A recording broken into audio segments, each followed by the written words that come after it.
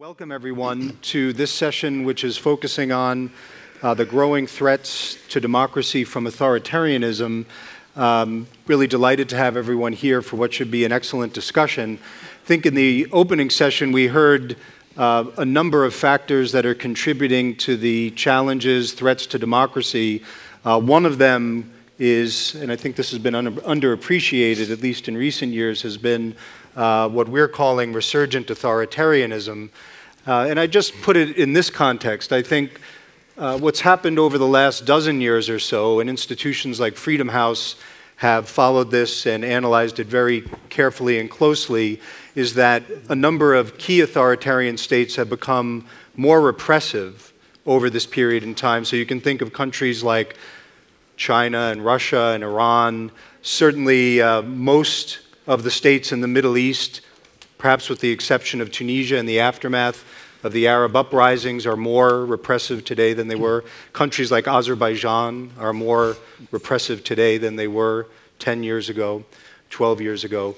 And at the same time, in an era of globalization, these countries are much more internationalist. And so the practices that they pursue at home, which privilege the role of the state, suppression of expression, suppressing independent institutions that can hold powerful actors to account, these in their own ways have been adapted and are now seen in increasing forms beyond their borders. And so we see this in the sphere of media, politics, the use of money, in Europe, in the United States, in ways that I think very few of us could have imagined just a decade ago. And so it's in this context that I'm very pleased we have such a diverse group of experts who will look at this challenge from a number of different perspectives, because in the absence of understanding this adequately, it's very hard to develop responses that will both help people within these countries achieve more accountable and just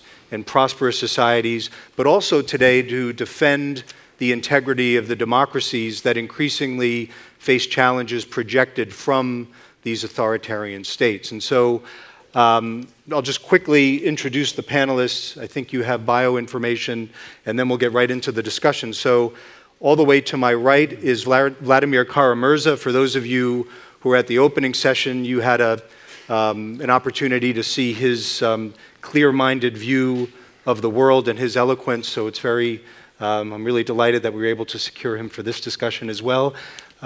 Then we have Juan Pablo Cardinal, who is from Spain, a very unusual person in the sense that he has spent time in China, understands China quite well, and has looked at China's role and activity beyond China's borders in ways that I think very few experts have. And we've been working with him in the recent past, looking at China's role in a number of Latin American countries, which is surprisingly quite significant and active, and he may even touch on that a little bit. And then to my immediate right is the former foreign minister of Taiwan, Tan Sun-Chen, who's joining us here from Taipei, and pleasure to see him again here in Prague.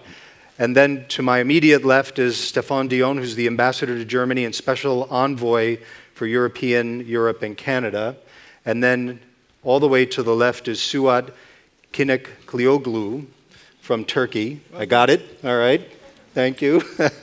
Gave me a little prep before we started. So, and so we'll just go in this order, starting with Vladimir, who'll start giving the perspective on what we face from Russia. We'll hear just from a few minutes from each of the speakers.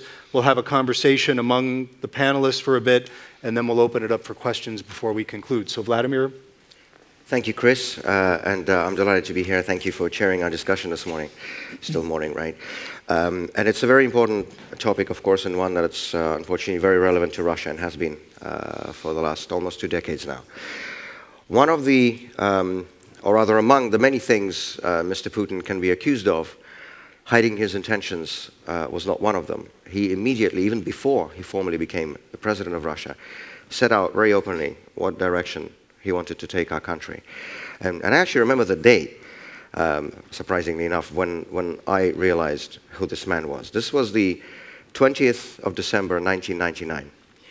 the Chekist Day, the day which is astonishingly still officially commemorated in Russia to mark the day of the founding of the Bolshevik secret police, the Cheka, in 1917. Mr. Putin was still prime minister. It was the last 2 weeks of Boris Yeltsin's presidency. And on that day, he did two things. In the morning, he opened a memorial plaque to Yuri Andropov on the KGB building on Lubyanka Square. Andropov was, of course, a long-time chairman of the Soviet KGB, best known, or most infamous for setting up a special directorate within the KGB to target political dissenters, like Solzhenitsyn and Sakharov and Bukovsky, the fifth special directorate. He was also known for establishing the practice of punitive psychiatry.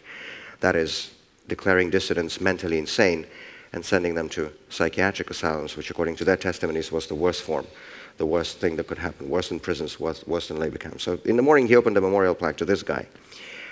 And the same evening he attended a celebration, a festive night of KGB veterans in Moscow.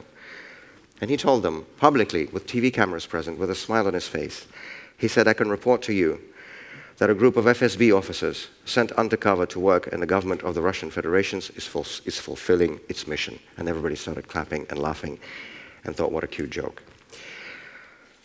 When Mr. Putin came to power, almost 18 years ago now, he took charge of a flawed, problematic, imperfect, but nevertheless a functioning democratic system, with competitive elections, with a genuine pluralistic parliament, with independent media, including independent television.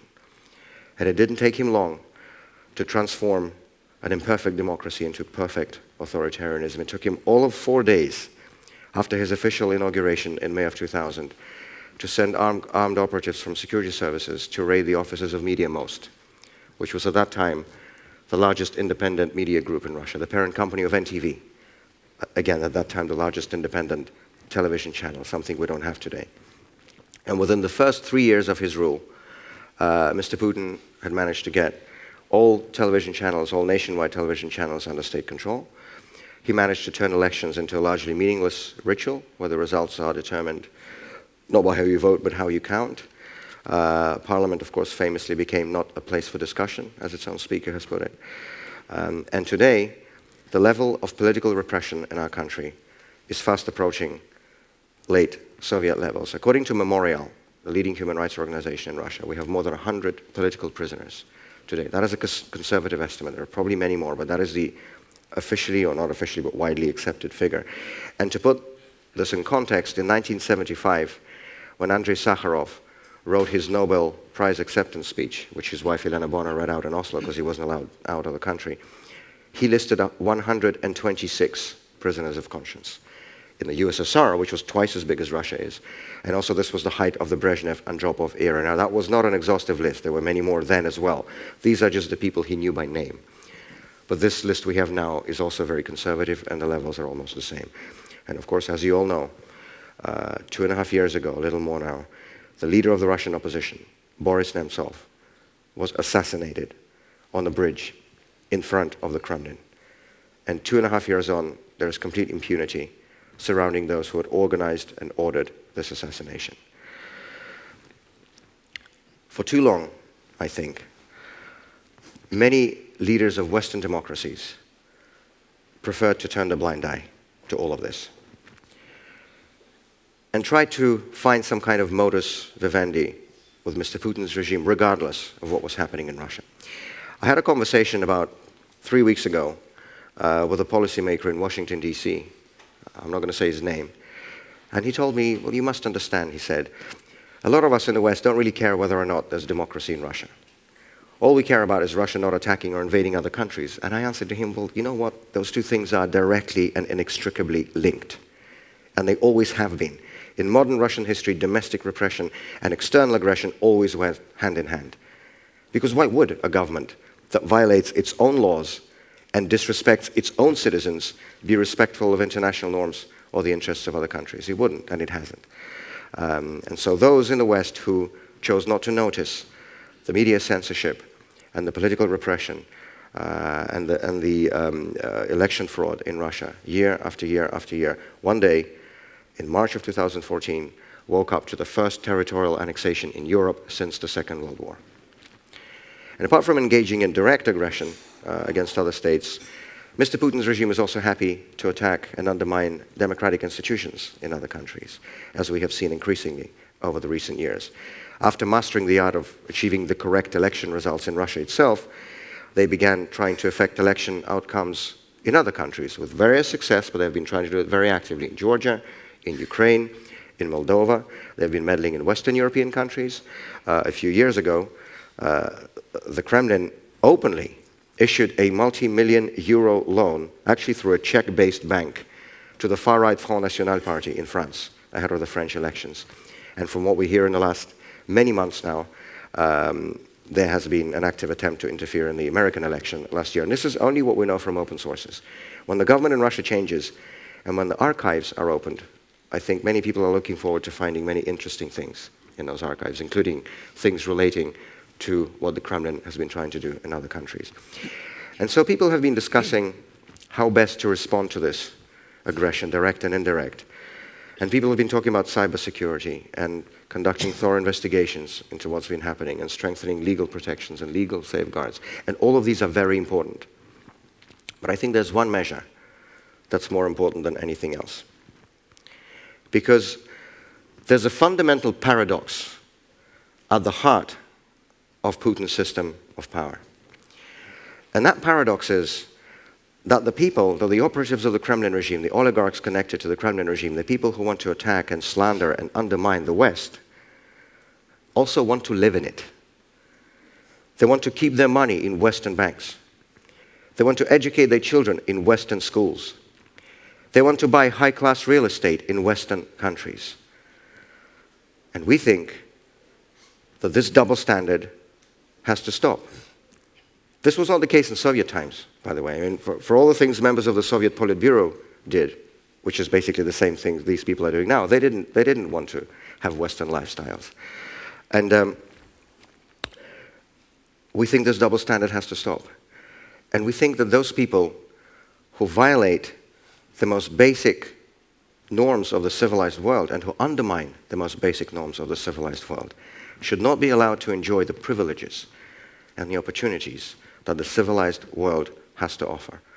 And that the people who want to steal in Russia but spend in the West must not be allowed to do this.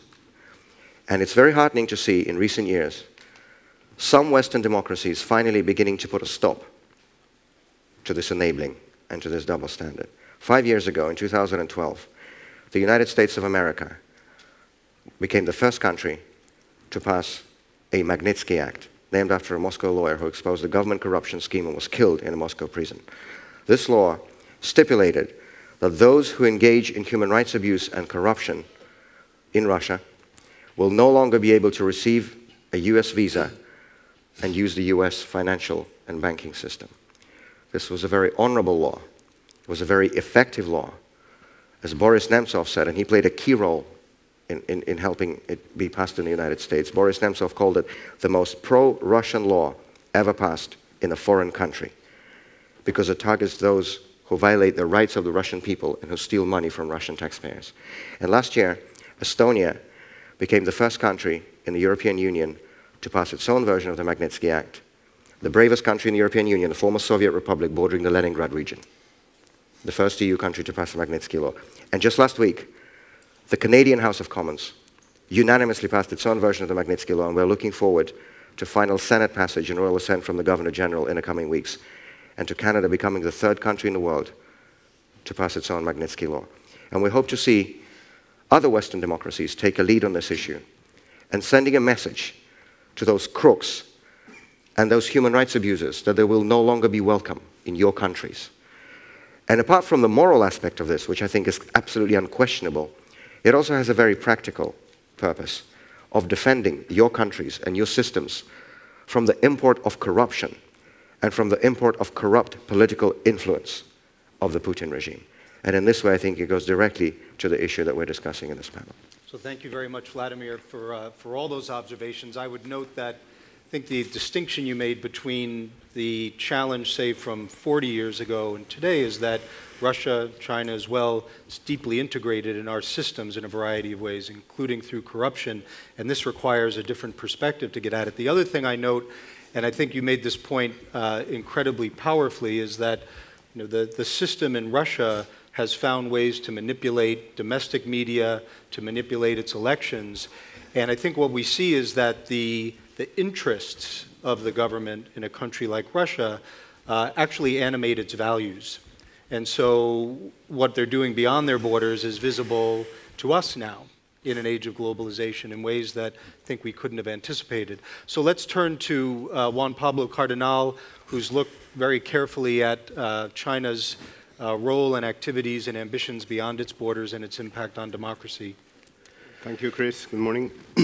As Chris was mentioning in his introduction, all the China's economic front abroad, we already know that. We know they have the money. With that money, they can offer loans. They can build infrastructure projects. They can invest in different kinds of projects, and we've seen that for the last decade and a half or the last 2 decades ago. That is something that China already has. They already have this. What I think is new is what we've been researching during the last year, myself in 2 countries, in Peru and Argentina, over China's more political involvement with the rest of the world. We looked into 3 areas, basically culture, academia, and the media, which include different kinds of cooperation deals and different exchange programs. Of course, the Confucius Institutes play a huge role. But I don't want to, I only have 10 minutes maximum, and I want to focus on something that even for myself, that I was a foreign correspondent in China for 10 years, and I've been following China going global in around 40 countries during the 7 years, something that even to me it came as a big surprise when I did this research, which is what the Chinese call the people-to-people diplomacy, which is personal engagement with influential people at all levels of society. Who are those elites? Diplomats, journalists, congressmen and politicians, civil servants and top officials, academics, students that are studying Chinese, and business executives. Xi Jinping very recently put a figure behind this strategy. He said that by 2020, China would train 10,000 Latin Americans. So how do they do it? It is as simple as taking people to China for learning trips, for trainings, for exchange programs, etc. Of course, trainings in the Western world would be somehow academic in nature. In the case of the Chinese, it's a completely different story. When I was a journalist there, I attended 3 or 4 of those trips because you have places in China like Tibet that are off limits. And in order to be able to have a better understanding of what's happening in those places, the only chance you have is going with the government. Then you, of course, need to filter what they are telling you. But I've seen, as I say, I've attended those trips, and they are propaganda trips. There's nothing like a training. It's propaganda. What do they do in those trips? It's a mix of taking them to visit headquarters, company headquarters, even the Communist Party headquarters. They take them to meet with their peers, and there's a lot of tourism involved, going to see the most famous Chinese touristic sites. Normally, those trips are 2 to 4 week trips. They stay in 5-star hotels, and they are subjected to the very famous Chinese hospitality. You'll see in a minute why I mentioned this. Who are the hosts? On one hand, you have the universities, you have media companies, CCTV, now called CGTN, also invites their peers, think tanks, the embassies themselves prepare trips for journalists. Then there are certain initiatives, at least in Latin America, a regional one called Bridge to the Future, with students or graduates on Chinese studies. But more actively, the friendship associations are very active on that, and more than anyone else is the Communist Party of China inviting political leaders and political parties without distinction of ideology. Why are they doing this? China wants to deliver their own message of account. They want to explain to this foreign audience what's China's international role, what's China's model versus the Western model, China's success in its development, and of course, no sensitive topics are never discussed in those meetings. Eventually, this serves the purpose of recruiting all those influential people, recruiting them as ambassadors of the Chinese cause. And is it working? Yes, it is working. Many of them that have never been to China before, return home with a very benign idea of what China and its regime are all about. Many of those people do conferences, they write in newspapers, and if you do an analysis of what is the outcome of those trips or what is it that they regularly publish, you hardly ever see any criticism of the most negative aspects of the Chinese regime. In Peru, in the case of Peru, for instance, which is China is the #1 foreign investor in the mining industry, which is the most important economic sector. I was there several years ago following some of the most disastrous mining projects that China has in Latin America, with huge environmental impact, labor issues, all kinds of things. And you don't see in the Peruvian press even big stories on those mining projects that regularly there's a lot of rioting and violence, and you cannot see them on the front page. So I think this is a good example of what's going on. Of course, all the positive aspects of China are highlighted. I think there are two factors that are important. One is the huge lack of awareness locally, including those elites, about what China is all about. The exception would be the academics, but the academics have another problem, which is for them it is very clear that if they cross a red line, the probability that their access to China and to their Chinese peers would be cut off is very obvious. So they only, in Argentina, for instance, there's only 3 or 4 very important academics that have built a very strong reputation, and they can be critical, but they pay the price of not being invited to some events. But all the others, like the second wave of academics, you can see what they write, their papers, etc., and there's never a criticism, never. I'm finishing. Of course, there's also another issue, which is everywhere you have this sense that those elites that engage with China at different levels, they see China as an economic opportunity, either for themselves or for the institutions that they represent. Just a couple of examples of how they do it and how it is working. There's this foundation called CLEPEC in Argentina, which is they've been invited several trips for 2 years, and they got some of those executives in this foundation, which is a left-wing foundation preparing the future generation of Argentinian leaders. So they go to China, they have a very close relationship, they take them for months. Of course, they give them a scholarship, and they are exposed to all the information and all the propaganda that you can imagine. So what happens when they are back? They go back to Argentina, and they have the money to go across Argentina to the provinces and give speeches with the narrative that they learned in those months in China to the local politicians or to the local civil servants. So I think this is a good example of what the impact is, of this strategy is. The second one, which is even more incredible, is in Argentina.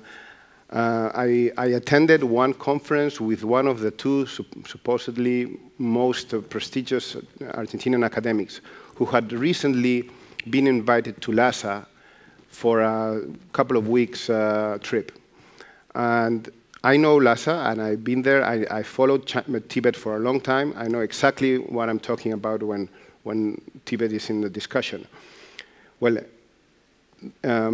what they said to an audience of around 30 to 50 people that were supposed to be like a top audience was all the propaganda coming from the Chinese state. There was not a single word on any of the negative aspects of what's happening in Tibet, which I'm sure you all know what's going on. And the most incredible thing about this is that nobody in the audience reacted. Just 2 or 3 conclusions, and I'm through, 1 minute. My conclusions are that China, the image of China abroad is that as an economically very powerful global nation that has a very good pragmatic government that has taken China from poverty to being the second economy in the world, that has been able to bypass that 2008 financial crisis. It's a country that has a lot of money to invest in our countries, and therefore we have to link our future to them. It's a country that does not interfere with other third countries' affairs, with other nasty things. They won't interfere. And in this context, that you can hear, it's not that they want to adapt it, but you can hear in the debate that the Chinese model and the Western model are kind of the same level now. It's not that they want to adopt it, but you can hear, and when you interview all those influential people, they put it at the same level. I think this is something that China, I'm sure, is very proud about it. Last thing, therefore, because from all what I've just said, I think that unfortunately the Chinese regime has somehow been legitimated in the eyes of many of those elites in many countries of the world. Thank you. Thank you for that, Juan Pablo. And you mentioned this point of your experience in Latin America, where China's engagement and economic footprint has grown considerably, but the knowledge of the local societies is not equipped to assess China's role there. I think this has relevance to Central Europe as well. For those of you who follow the 16+1 initiative that China has undertaken with the newest EU member states in Central Europe and a number of countries in Southeastern Europe, it's a very sizable investment that's being made. And I think there's some voices that are kind of looking at this in a systematic way, but I would guess that they're still insufficient for the scale of the investments and the ambition here. So it's really a global challenge in places that haven't been engaged with China in a serious way until this point. So on that count, let me turn to Minister Chen from Taiwan, who'll talk a bit about China from his perch close to it. Thank you, Mr. Walker. Good morning to everyone. It's a great pleasure for me to represent our President Tsai Ing-wen for the second time to attend this meeting here. And I'm also honored to share a stage and be able to exchange views with all of you. But first of all, I think I have to convey to President Tsai's gratitude for once again extending an invitation to us. Former President, His Excellency Václav Havel, was really a good president in terms of treating Taiwan as a good friend. So we are always forever remember. So I'm so glad to be here and as part of this convention here.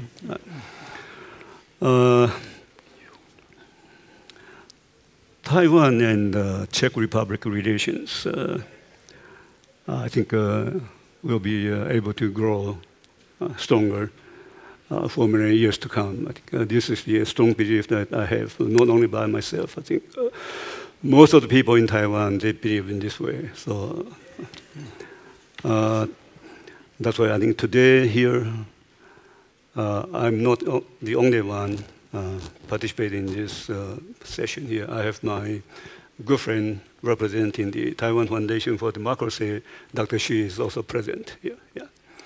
And I'm so glad, and through our ambassador, I think our representative making this possible. Of course, I thank each one of you present here.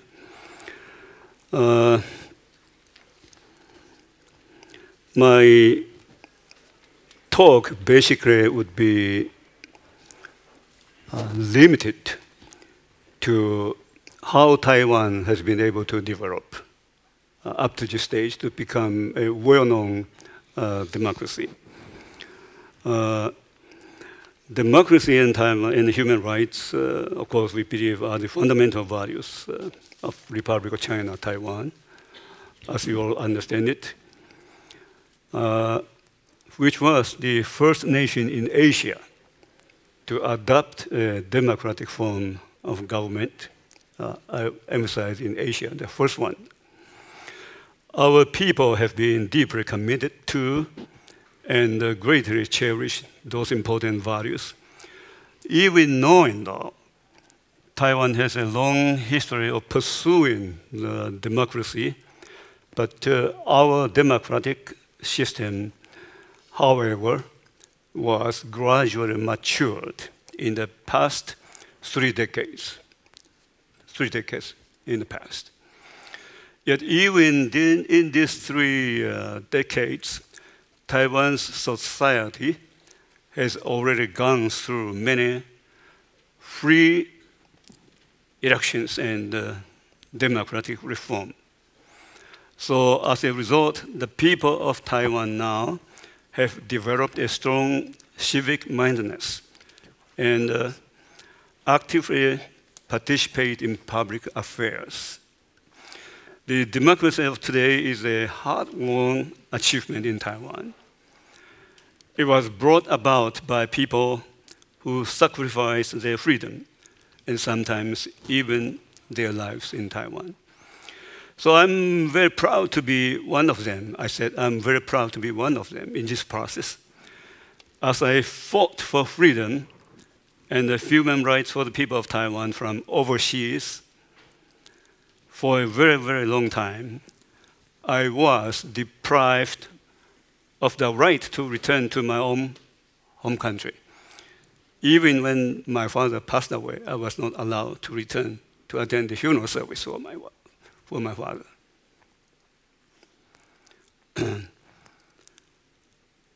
Over the past 30 years, I have seen Taiwan's evolution from authoritarianism to democracy. My country has become eventually a free society that is home to a wide range of voices now. So we are quite proud of it. But although there has been considerable progress in democratic development in Asia, a number of authoritarian or totalitarian regimes still exist in that region, as you all understand it. So this presents challenges for neighboring countries. It will hinder regional integration and even threaten the survival of some nations. But you know, in 2016, the people of Taiwan took to the polls.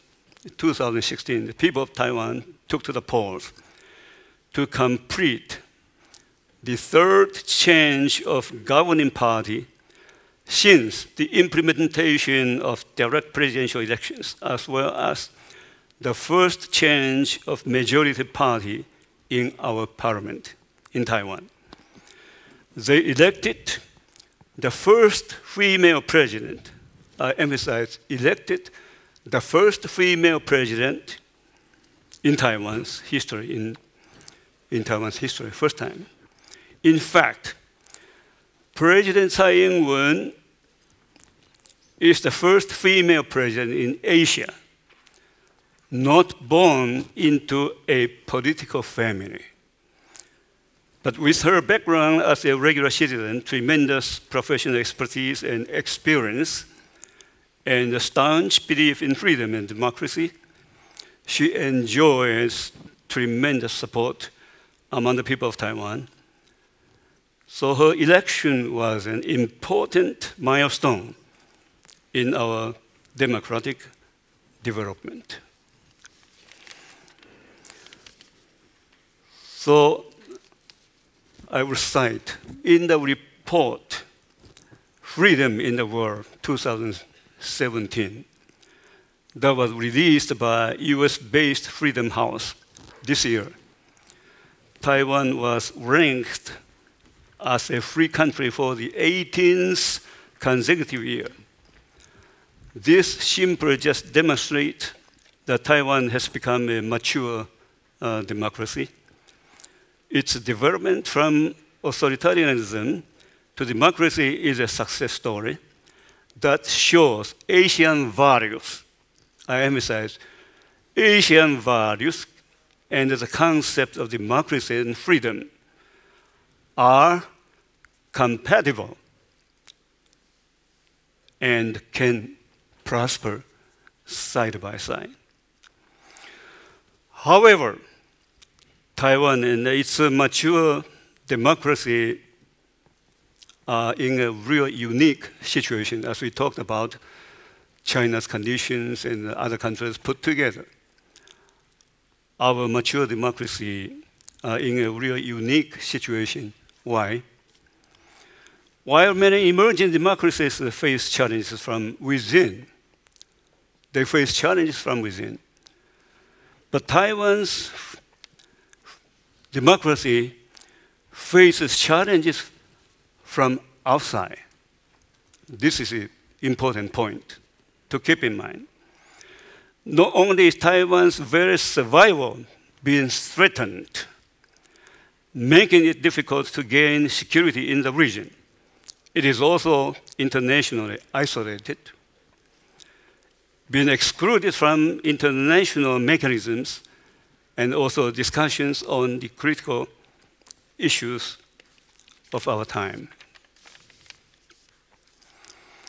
I have prepared some data to be shared with all of you, but because of the time limit. So in its pursuit of freedom, democracy, and human rights, we know Taiwan receives some tremendous support. But Taiwan has been a truly 100% democratic country for quite some time. Taiwan is willing to engage in more concrete exchanges and dialogues with related institutions on issues related to freedom, democracy, and human rights. The Taiwan Foundation for Democracy, as I mentioned, represented today here by Dr. Xu, is a national level organization for democracy promotion in Asia. It spares no effort in advocating democracy and promoting human rights. It aims to continue to serve as a force for progress in the region so that the seeds of freedom, democracy, and human rights can be spread to every corner of Asia. And this is our destination. This is something we strive to continue to struggle. So in closing, I would like to reiterate that Taiwan is ready and willing to contribute to global cooperation and democracy, the economy, security, and the humanitarian aid. So your support, all of you here present this morning, all your support of Taiwan's participation in the international community, to me, is equal to the support of democracy, freedom, and human rights. So let us work together for a better tomorrow. Thank you.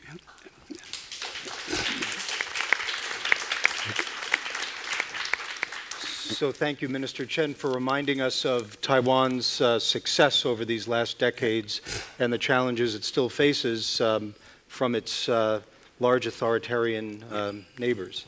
So let me turn now to Ambassador Dion, and we'll hear from him. Thank you, Christopher.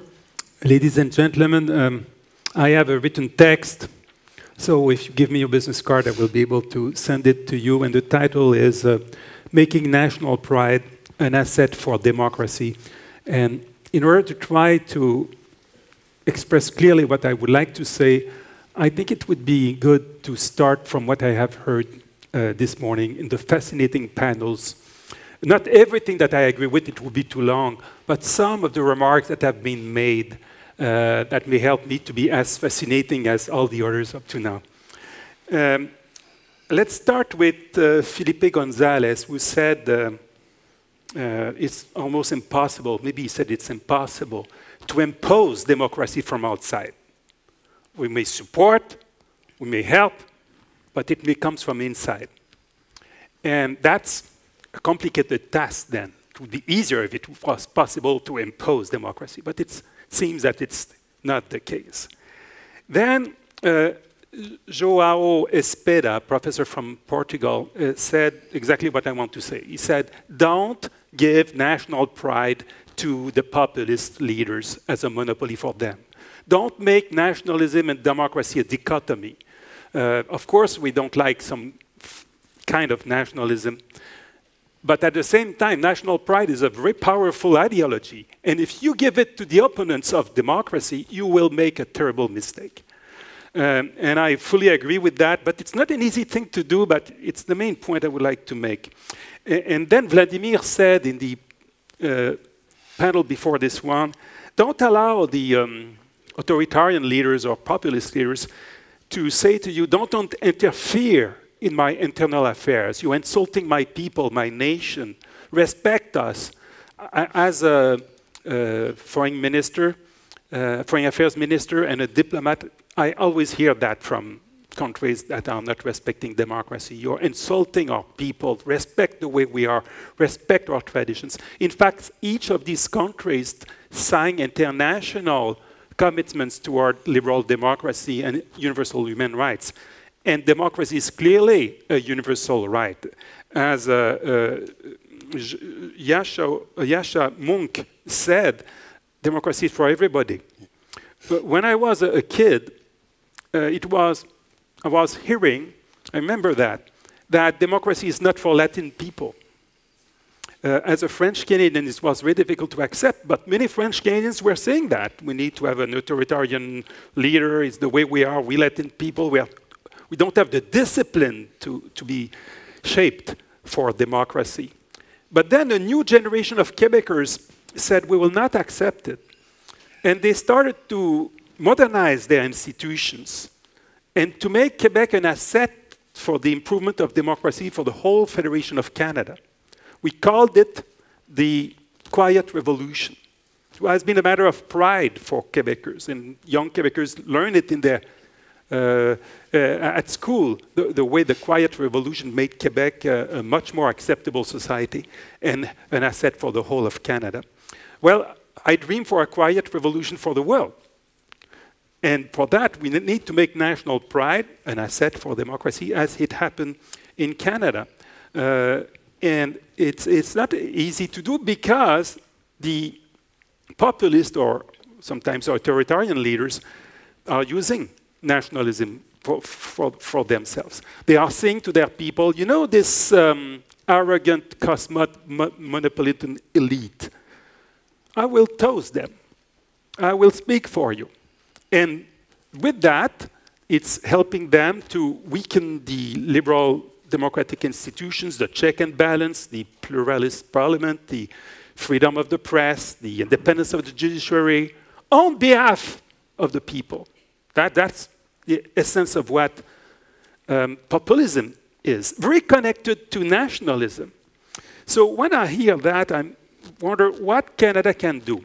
Canada, maybe the oldest democracy we have on this planet now. We have had responsible governments in the middle of the 19th century, continuously never we had civil war, whenever we have been occupied. We have an experience of immigration since the beginning. We're not afraid by immigration. How can we help when we have a Prime Minister Trudeau, who's incredibly popular and identified to the right values that we share together about democracy and liberal institutions? So let me make two maybe basic suggestions, very modest ones. It may not change a lot, but in the context that Felipe Gonzalez described, you cannot impose from outside. What can we do? The first thing I would like to say is we need to continue to denounce and criticize, condemn, but we need also to praise and to support when you see improvements. And so this positive aspect, Canada may strengthen it. I will give you a couple of examples. Georgia. You have there a very small country, not a big population, in an incredibly difficult context, much more complicated than Canada. And they have made improvements. Of course, it's not perfect, and we may criticize the fact that they want to put in their constitution that marriage is only for a man and a woman. But if we only criticize, in which way will be helpful? So this country, according to the international benchmarks, the Organization for Security and Cooperation in Europe, Office for Democratic Institutions and Human Rights, the United States Department of State, Amnesty International, Human Rights Watch, Freedom House, have made impressive progress in all the benchmarks that we use internationally. For example, according to Transparency International, they increased their rank from 38 positions for the fight against corruption. And according to the World Economic Forum, they have made 28 positions up for the respect of independent judiciary, and so on and so on. Their Prime Minister went to the United Nations and quote some of these benchmarks. Of course, he did it because he's a politician and he wanted to praise his record. But if we want to create this emulation between nations, to make national pride an asset for democracy, when something like this happens, we must be there to support. And to say to all the other nations, neighboring countries, if you want to have our support as well, do what Georgia is doing. After all, it's the way, it's partly, I don't want to simplify, but it's partly the way the incredible wave of democracy happened. At the beginning of the 1970s, what was the prospect for democracy? For a young student at the university, as I was at that time, what kind of world I had facing me? You had authoritarian and totalitarian regimes in Asia, in Africa, in South America, in Eastern Europe. Mediterranean countries were still under fascist rules. In countries like France and Italy, between a quarter and a third of their population were voting for non-democratic parties.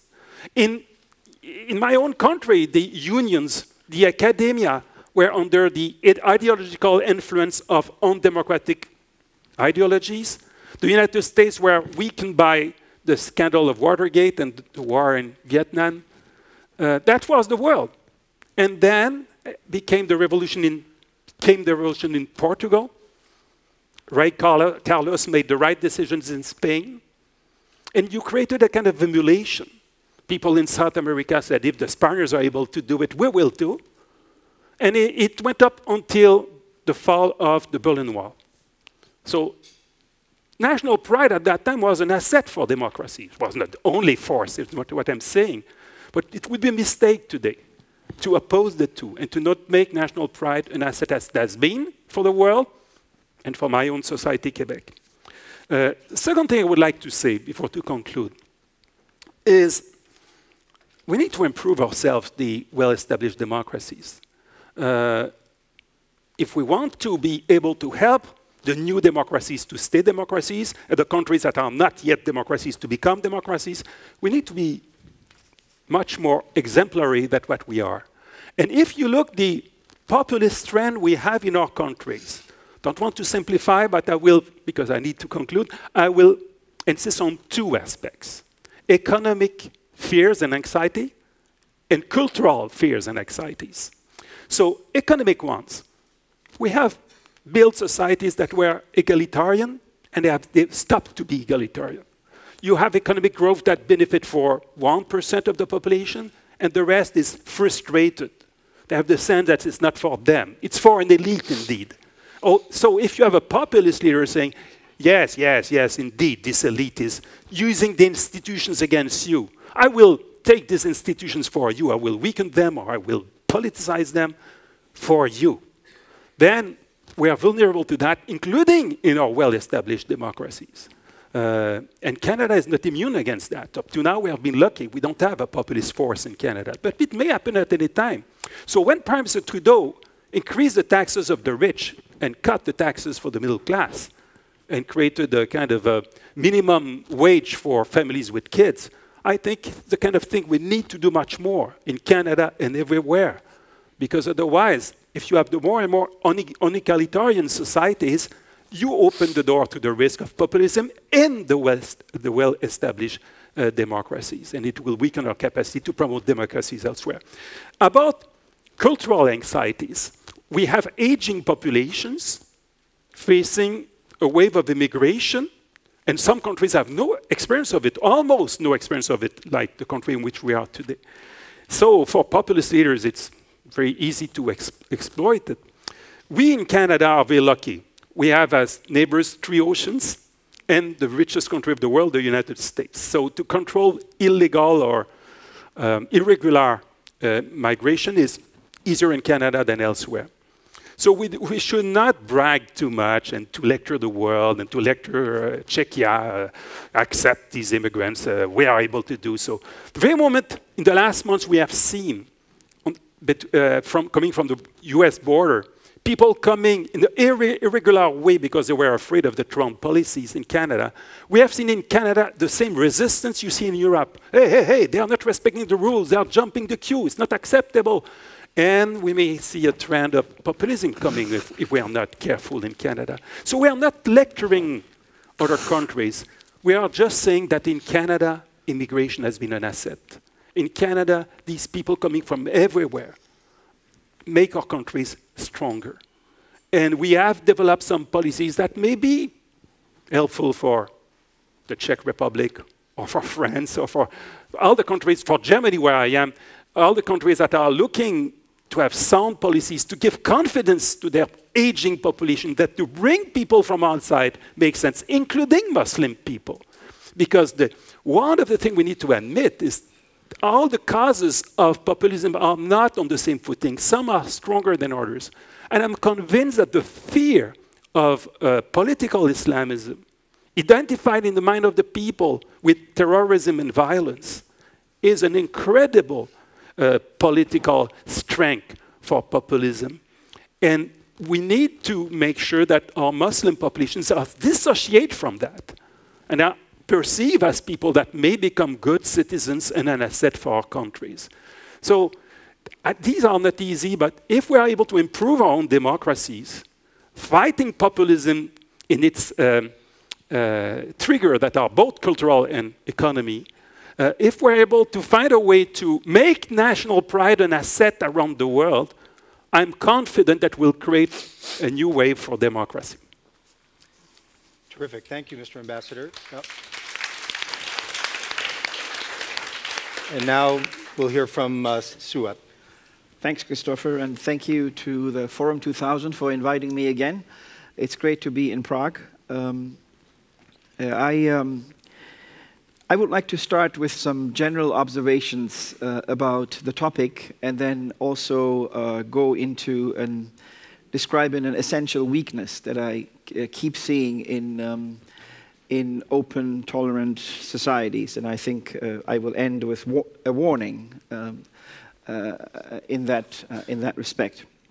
First of all, I think the last 4 or 5 years have shown that authoritarian, populist, nativist, whatever you want to call them, states have really become smart to work both the international system and also become very clever in exploiting the weaknesses of Western, open, tolerant societies. You see it from the corruption cases that have been recently found out in the Parliamentary Assembly of Council of Europe, specifically the Azerbaijan case. If you haven't read the caviar diplomacy report published by the ESI, European Stability Initiative, I would urge you to do so. From the interference in electoral process in the United States, in Germany, in other places, from the support of far-right parties, especially in Europe, but also in other countries. You see that authoritarian, populist, nativist, I like the term nativist states have really become very clever in how to undermine the system within supposedly rules. If we look, for instance, into the caviar diplomacy thing, which is basically European lawmakers being bribed into voting against human rights resolutions in the Parliamentary Assembly of Council of Europe, you've suddenly realized that the Parliamentary Assembly of Council of Europe does not have any rules of accepting gifts. So you have an Italian parliamentarian receiving gifts worth 2.5 million euros over a year and a half or 2 years. And Azerbaijan is not the only case. There are many other countries who work the system, but you really see how these places, these institutions that have survived for many decades, are really, in some respects, very open to manipulation, exploitation, and also working really against the essence of its foundations. So I think one thing that needs to be recognized is really the weakness of the current state, be it the United Nations system. If you look at the United Nations Human Rights Council and the members out there, you'll see what I'm talking about. If you look about gender committees in some of international institutions, the composition of the members there, you would be surprised. So one thing that I really would like to articulate today is really one needs first to recognize that these structures, institutions, the current status quo is unsafe, weak, and open to interference. The second point I'd like to raise is, and this is directly related to the first issue, is you see this very much played out in the cyberspace. The Americans have very much realized that with their recent election. It's now been documented that there was also an attempt in the German election, although not successful, but still an attempt. But it's not only really about manipulating election outcomes or using Facebook ads, etc., to favor one party or candidate to the other, but it's also the organized professional intent to dominate the cyberspace, be it Twitter, Facebook, or others, Snapchat, whatever is popular. You can see it in Turkey, in Russia, in many other places where people get paid and have a job, go in the morning to their office and start either attacking respectable people who work on human rights or on pro-democracy work, or spread alternative truth. This is extremely important because given the overwhelming dominance of traditional media outlets such as television, newspapers by authoritarian states, the real limited discussion or public debate where it can take place is really the cyberspace.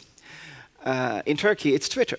I mean, the only space where there's some meaningful debate left is Twitter. So if you allow that space to be poisoned and manipulated by bots, by machines, by people who, from the morning until evening, discredit others, but more importantly, blur the picture enough that after a while, you don't have a clue what is the truth.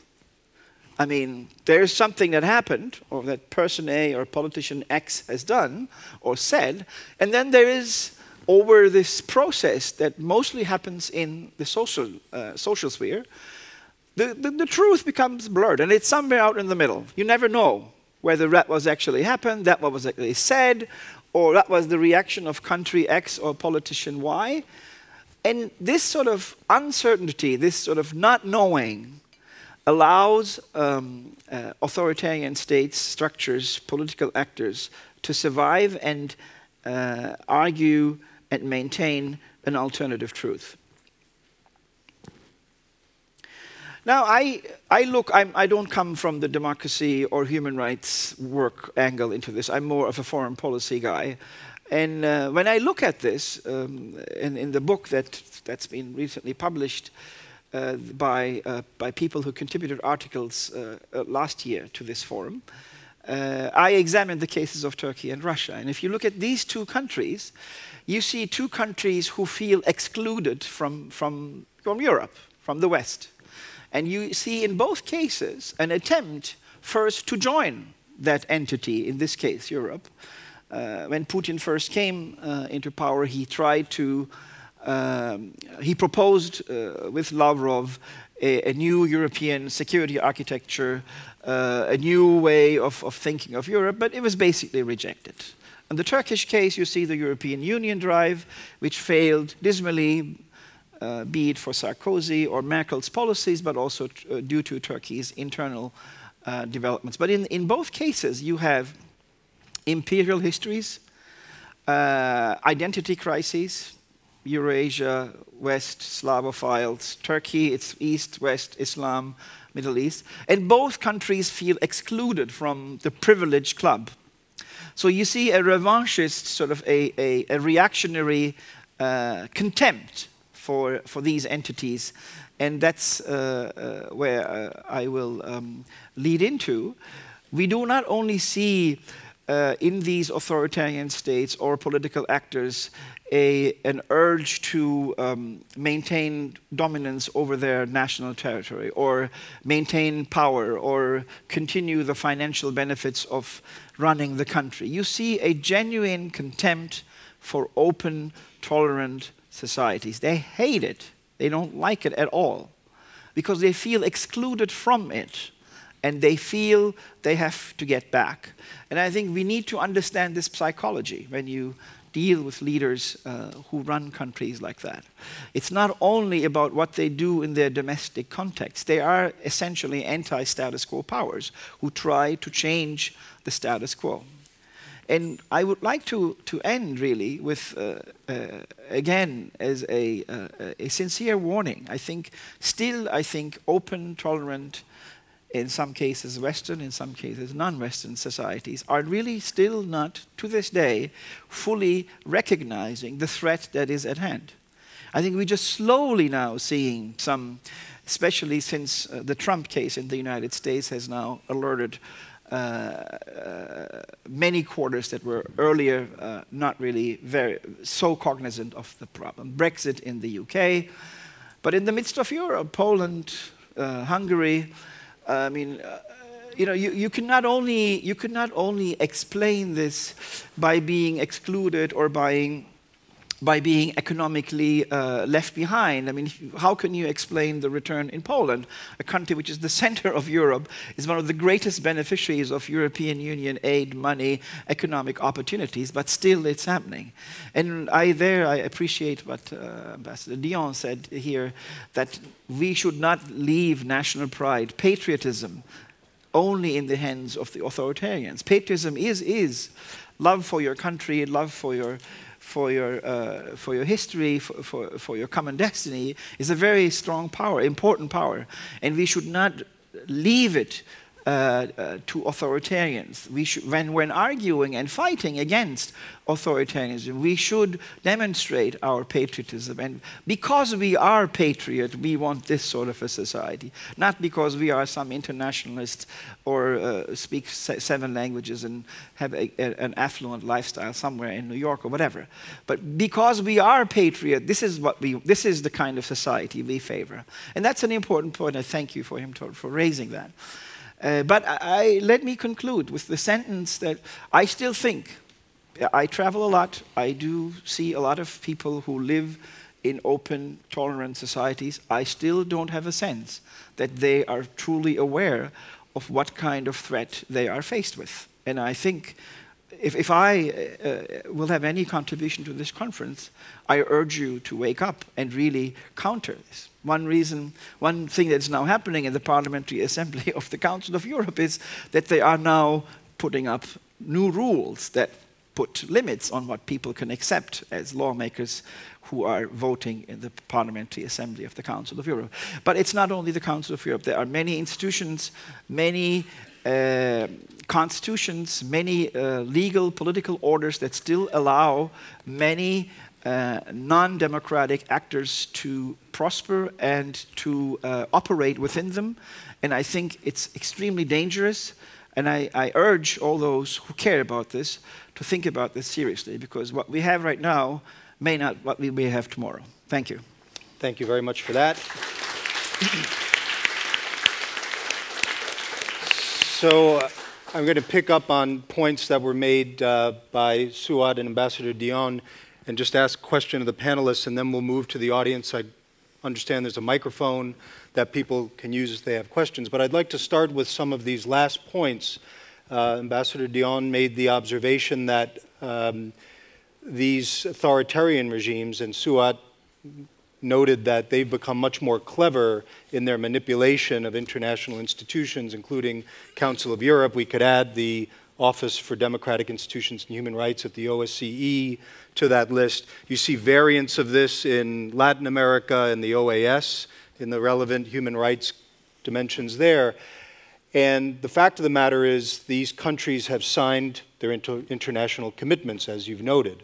I think what I take away from all of the observations is that whether you use patriotism within a democracy's context or any other explanation, the democracies have to defend their values and standards.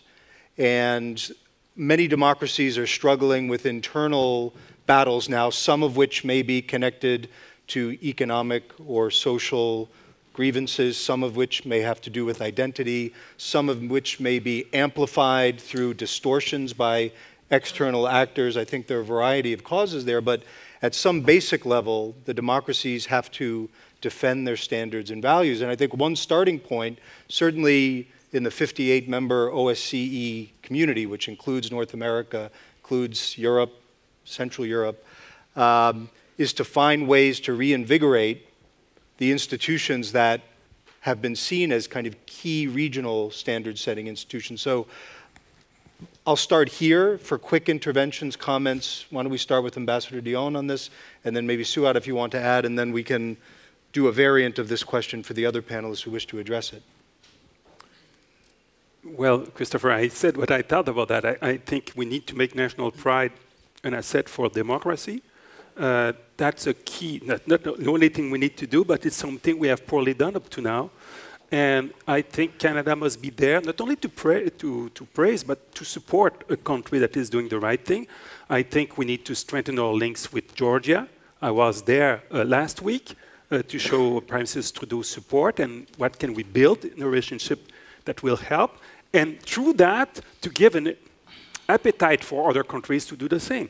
The same about which country has been able to make the Arab Spring a relative success? Tunisia. Otherwise, it would be difficult to list another one. Well, it's a frail democracy, far to be perfect, a lot of corruption. They speak French, they speak English like Canada. We need to be there much more. We need to consolidate what may remain a hope for so many other countries. The same with Lebanon. Again, they speak English and French. Canada has no colonial past. We are well received everywhere. I think the Prime Minister is willing to do much more to support this kind of countries that we may forget because we are focusing in the country. We are focusing about the countries in the turmoil. We are putting so much resources in Iraq, for example, that we may forget these countries that are trying to have the head over the water. We need to be there to support them. That's key for democracy. And Suat, if you want to speak to the international institutions, you alluded to the Council of Europe, which in essence is now reacting on the basis of a scandal. But what could be done that would be more proactive to reinvigorate the democracy and human rights components of those sorts of institutions? I think, is it Michael? Okay. What I wanted to add and forgot about, and thank you for allowing me to say it now, is really many of these authoritarian countries get away with many of the stuff they're doing. I think it is important that key players in international institutions, but also in key countries who have dominance in the international system, need to make sure that there is a cost to this. If there is no cost, many of these leaders or many of these political movements do not understand the nuances of diplomatic speech. Diplomacy and fine sort of words of warning do not cut it. There needs to be costs, real costs, economic, political, whatever. But there needs to be people who engage in these activities, in these political behavior, must know that there is a cost to it, that there is an implication to it. And we now, in some countries, in some cases, we see it. But of course, we are operating not here in a setting where the West or the open society is in peace and strong. The West itself, as we see in the United States, as we see in Britain, as we see in Poland and Hungary, itself is also in turmoil. So this is happening at a time when one side is also internally very confused, and this is a crisis beyond an explanation of national setting. This is a backlash against globalization. It's the economic unfairness of the current settings in many societies. The fact that you can get away with billions of dollars in some sort of Cayman Island account and you're not accountable, you don't pay taxes. This is a larger problem. But what can be done is really there needs to be real costs. There needs to be a more aggressive response to these things. People, in some cases, in some countries, expect to ignore it. They hope that it will go away, that they delay it. But you basically see right now, you delay, or what we call in international relations, they freeze the problem, frozen conflicts. Well, they defreeze, and they will come back in a more vicious way. So my advice is strong political action that reminds authoritarian leaders that there's a cost to what you do. So let me build on this point, because one of the steps that was taken to address horrible misbehavior where there were no costs, where there was impunity, was in Russia in the case of Sergei Magnitsky. And so maybe, Vladimir, you could just say a word about the kind of underlying logic of the Magnitsky Law, and now how it's being, you alluded to some of these more recent initiatives, how you've seen that progress as a way of sending a signal and addressing some of the things that I think Suat is suggesting. Thank you for the question, Chris, and thank you for raising this issue. And this question of cost is very important. And the Magnitsky Law, apart from being principled, apart from being honorable, apart from being very effective, also introduced a groundbreaking notion in international practice. It actually assigned responsibility for these abuses, for human rights abuses, for corruption, where it's actually due. Instead of punishing an entire country for the actions of a small unelected clique that misrules that country, it goes directly after them. And in the case of Russia, again, we talked about the many similarities that exist today between what happened under the Soviet regime and what's happening under the Putin regime. And there are many similarities, certainly political prisoners, media censorship, election fraud, and so on and so forth. But there is this added feature that the people who are in charge of this regime and who are on a daily basis violating and undermining and breaking the norms of the civilized democratic world want to use the privileges of the civilized democratic world for themselves and for their families and for their personal enrichment and for their lifestyle and for their gain. And this is an absolutely amazing instrument, the Magnitsky Act, that assigns responsibility where it's due, that ends the impunity. I remember on the day the Magnitsky Act was being passed in America, it was November the 16th, 2012, the third anniversary of the death of Sergei Magnitsky in a Moscow prison. And Boris Nemtsov and I were sitting in the visitors' gallery in the US House of Representatives watching them vote on this. And Boris said that day, he said, when we have democracy and the rule of law in our country again, I will be the first one, he spoke about himself, he said, I will be the first person to go back to all these Western capitals where I went advocating for the Magnitsky Law to advocate for its repeal, because we will no longer need it, because we will have a real justice system and rule of law system that will be able to take care of the scoundrels and the criminals and the crooks and the corrupt officials. For now, we do not have that. And so the Magnitsky Act is a necessary step to end this impunity, to end this double standard. And I want to recognize, he just walked in the room, my very good friend Erwin Kotler, who is responsible in an enormous way for the fact that Canada in the next few weeks will hopefully become the third country in the world to pass its own Magnitsky Act. Erwin, where are you? You're hiding somewhere. Ah, there's Erwin. Don't hide. There he is, the former Minister of Justice of Canada.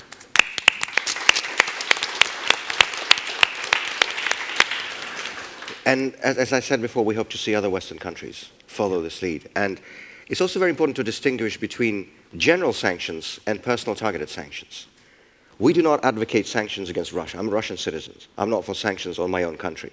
But I am for sanctions against the people who violate the rights of the people of my country and who steal from the people of my country. And this is what the Magnitsky Law is about. And I want to very quickly mention the point that Foreign Minister Dion mentioned in his remarks, which I think is a very important one. It's not only about punishing the wrongdoers and the crooks, it's also about supporting when something good is happening. And I guess as a historian, I'm biased to trying to learn lessons from history, but I think it's important to learn from history to prepare for the future. And one of the major reasons, I think, not the main one, but at least a very important one nevertheless, reason for the failure of Russia's democratic transition back in the 90s, in the early 90s, was the lack of a will in Europe and the Euro-Atlantic community to welcome a new democratic Russia into its ranks as a full member. Václav Havel, the founder of this forum and the president of this nation, called the entire post-communist transformation of countries who transitioned from being Soviet satellites to being democracies, he called this process a return to Europe. Because needless to say, this prospect of fully rejoining the European and Euro-Atlantic community served as a very powerful incentive for reforms in the Baltic states, in Central and Eastern Europe, and many other countries. We never had that. On the 26th of December 1991, one day after the Soviet Union ceased to exist, there was a NATO ambassadors meeting in Brussels at NATO headquarters. And a letter was delivered from Russian President Boris Yeltsin addressed to NATO Secretary General Manfred Werner, in which the President of Russia raised the question of future Russian membership in the North Atlantic Treaty Organization. He did not even receive a response. And so we never had, back in the 90s, that incentive of returning to Europe, as Václav Havel said it. I think it's I'm not in any way suggesting this was the main reason for the failure of the Russian democratic transition. The main failures lie with us. But this was nevertheless an important factor that contributed to it. And I very much hope that the next time Russia has an opportunity, and that day will come, Russia has an opportunity to engage on genuine democratic transition, that our friends and neighbors in Europe stand ready to welcome a democratic Russia into their ranks as a full member. Thank you, Vladimir.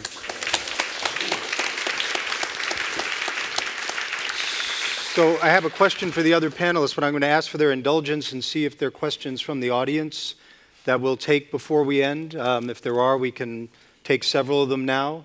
If not, I'll continue asking questions. So why don't we go here to start, if you can wait for the microphone. Well, I would... If you could introduce yourself. Yes, my name is Olga Lomova from Charles University. Well, I would like to thank all the panelists for very interesting and, in fact, very well fitting together opinions and talks. I think one aspect was not mentioned enough, and it is the economic power of the some non-democratic countries. And I have China on my mind. And we have a representative of Taiwan here. Taiwan is an exemplary democracy, is a patriotic democracy. Taiwan people are very proud of their democratic institutions. Taiwan has been always a very generous donor to all sorts of international activities, helping and supporting people in need. Yet, due to China's pressure and exclusively due to China's economic pressure, there is no time to enumerate all the examples.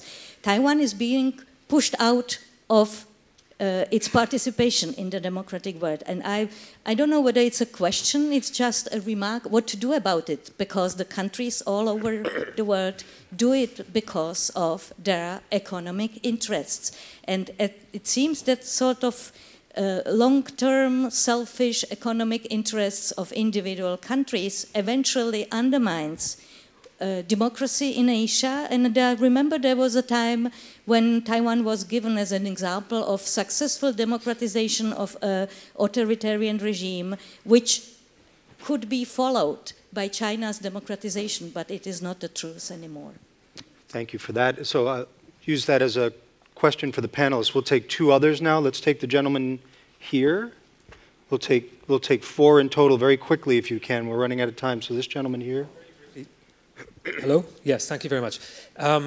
Alongside with the subversion of Western-led global and regional institutions that we see, we also see a parallel phenomena of the construction of alternative regional organizations, such as the Shanghai Bloc.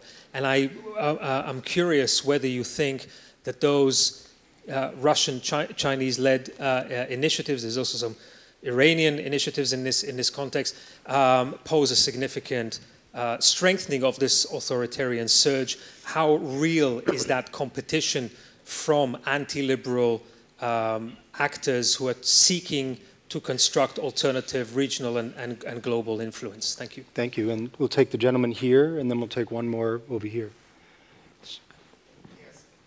And if you could introduce yourself. Jakob von Uxkol, World Future Council. The issue which Vladimir just brought up about the failure to welcome Russia, at the time, I was a member of the European Parliament delegation for relations with the Supreme Soviet, so I felt very strongly about that. But it is an issue which has not really been looked into. And I mentioned this to former Latvian President Freiberger. She said, no, the West did everything they could. So I think this is something you really should highlight and research further. And the other issue, which you didn't mention, is the influence of RT of Russia today.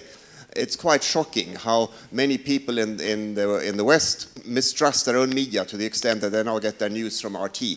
So I think maybe you should consider proposing a similar act, that RT's freedom can only continue if Western media have the same freedom in Russia. Thank you. Thank you. And if we could bring the microphone here, please. Hi, Arch Puddington from Freedom House. I'd like to ask Juan Pablo Cardinal if he would just talk a little more and maybe even speculate about China's long-term ambitions and how this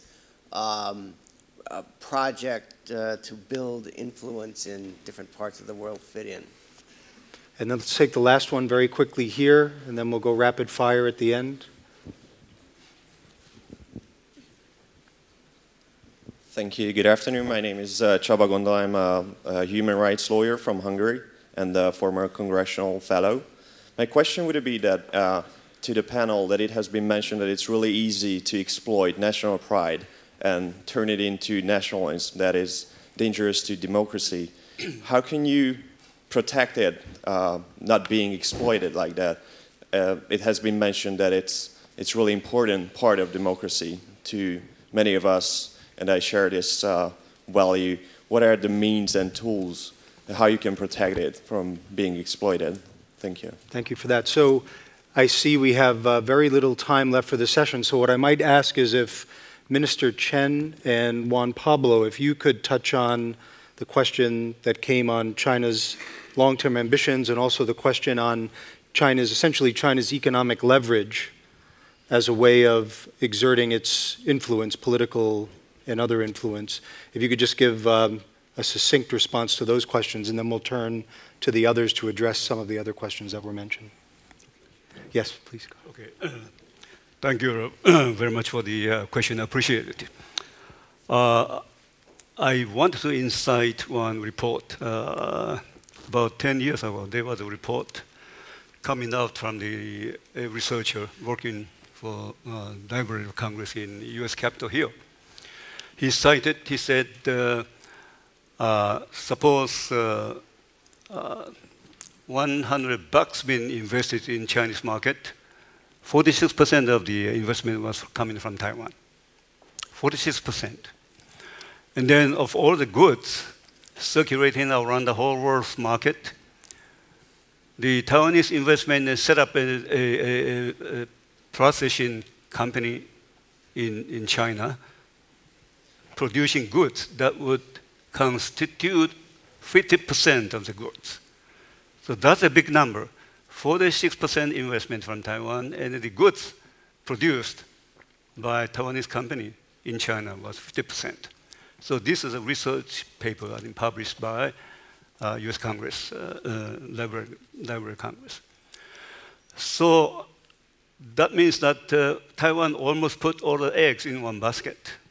But over the years, I think the situation changed because we were hoping that because of this kind of goodwill to help out the Chinese market, China still doesn't really change their attitudes in terms of claiming Taiwan as part of their territory. And of course, I think we reject this kind of claims. We think Taiwan is a de facto sovereign country, and I think this is very clear. So the point is, the basic philosophy of policy in China is China is using economy to serve their government, economy to serve their politics. Whereas I think, generally speaking, in each country, I think, including Taiwan, we are using politics to serve economy. So this is a differentiation between their policy. So whenever they found, so this is a point I think I want to call to the attention of everybody here. When you are dealing with Chinese businessmen and they're Chinese, and you got to be careful because they are using economy to serve their politics. For example, I think recently, because of South Korean intentions to set up the THAAD, so SAT system to protect their own security because of threat from the North Korean. Chinese government doesn't agree upon South Korean government to set up the THAAD, but the South Korean government insists in saying, well, this is a security matter, so we have to agree upon United States setting up of the THAAD. But in that situation, under that kind of situation, Chinese started to say, okay, if you don't listen to me, I'm going to cut off our tourists going to South Korea, and this is going to create some kind of economic loss to South Korea. Same thing happened to Taiwan. And so there are so many aspects of this kind of situation happen. So they are using economy to serve their countries. I mean, this alone, everybody has to keep in mind. So we are growing much wiser, much wiser now based on this kind of experiments. So that's why I think right now, I think Taiwan has adopted, under this new administration, we have adopted a policy, we call it New Southbound Policy. We are going to be making friends with Asian countries and Southeast Asia countries, including India, and many other countries in that area. We want to know their people, we want to cooperate with the people, and exchange the needs of each other. So it's time for us to change it. Yeah. So I think I just basically mentioned about this point, and there are so many points, a very complicated situation. But point is, we got to be very careful to Chinese government promises. They are using their central government, forming up a tremendous kind of power to infiltrate to some other countries. Thank you, Mr. Minister. And I would just note, Sarah Cook at Freedom House is a very thoughtful analyst on how China uses its economic leverage globally towards political purposes. No, Ambassador Dion has to go. He's just going to say a brief word. Yes, would like to, thank you, Christopher. I would like to answer the two questions. One about how to not miss the next opportunity to welcome Russia. Vladimir said it will come, and I believe him. And the question is how to make sure that national pride will be an asset for democracy, which was the core point I wanted to make today. The only thing I would like to add to what I have said on this topic up to now is to resist to our own evils. We hear people telling us we are not fighting regimes, we are fighting people. Russians and Turks are by definition imperialist domination, and so it's a problem with peoples. We should reject that big time and always think that one of the people that is the most admired around the world today is Germany, Germans. So with the heavy history they have been able to reinvent themselves and to be identified to something very positive. So it's possible for Russians and Turks. We should not have any doubt about that and fight this kind of mistake that is so terrible for the ability to improve the world. Great, thank you for that. And Juan Pablo, if you just really briefly in a minute respond to the question from the front row. Well, on China's ambition, this is the $1 million question, I would argue. But let me just tell you where we are with China domestically. Back in the 70s and 80s, the West had an opportunity when China was opening up and reforming to influence China so that China would change politically also. We missed that first shot. Second shot was in the 90s when China was negotiating its accession to WTO. And we also, the only thing in the agenda was economic, nothing about a political reform. And I think the last chance we had was before the Olympics, and we also missed that one. So I think that domestically, I think we need to be clear that that's not going to change, and that we have thrown in the towel. So I can see from what I read and from what I talk to people is that we are not trying to change China anymore. We are just trying to live with her. So that would be on the domestic side. On internationally, we are still in the first stages. As I said previously, on the economic front, they are exactly where they wanted to be. Their influence, as Olga was saying, is huge. And through money in a context of crisis and post-crisis, they are extremely powerful. And many other governments see them as the way out for many things. But what I think they are basically looking at this point is being recognized, the regime being recognized internationally, having legitimation internationally. I think that's one good thing.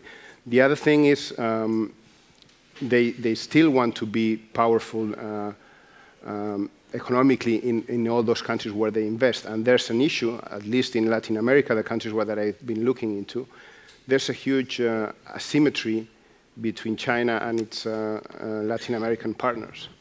So I think those soft power efforts through the media and through the academia and other means, in a way, it's a way to neutralize the debate on this asymmetry of the relationship, because this is going to go worse. I mean, let me give you an example. In Argentina, people think that many of the really important projects for Argentina's future go hand by hand with the Chinese. It is true. And what they say, that those are investments. Well, if you look into this, they are not investments. They are loans. So there's a financial dependency that is starting to happen, and I'm sure that it might be an issue in the very near future. So that's one last thing would be, and we hear about this all the time, is China going to be a regional power or a global power? Well, my sense is that it would be happy enough to be a regional power. But it's also true that they are increasing their military capabilities everywhere. They just built a space station in Argentina. They have a base in Djibouti for a military base. So we cannot rule out that in the future they try to become a global power. Great, thank you, Juan Pablo. So I've been asked by the organizers just to provide 3 concluding points, and given the richness of this discussion, I won't be able to do it justice, but I would emphasize that one of the challenges we face today is at the domestic level, where democracies have to refresh themselves. Ambassador Dion mentioned the need for patriotism at that level and not let that be stolen essentially by the populists and the authoritarians and the nativists. I think a related piece of this is that democratic countries have to inoculate themselves from outside interventions from the sorts of regimes we've been discussing at this panel, and that will take a lot of work. It's related to the first point. And then finally, at the level of regional and international bodies and norms, and I'd answer the Shanghai Cooperation Organization question this way. Alexander Cooley, who's the director of the Harriman Institute, has written in the Journal of Democracy, in essence, that the Shanghai Cooperation Organization is making new law that's consistent with the interests and values of China and Russia and the Central Asian authoritarian states, and that we grossly underestimated that.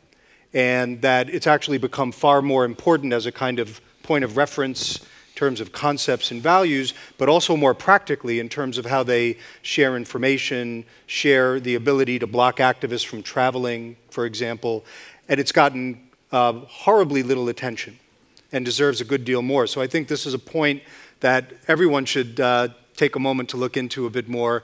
It's an important point, but it speaks to this larger challenge of how the democracies reinvigorate the sorts of norms that we all imagine would simply take hold on their own when we were thinking about these things 25 years ago. So on that note, I know we've gone over, but I really appreciate the terrific comments and insights from all the panelists and for the great questions from the audience. So enjoy lunch.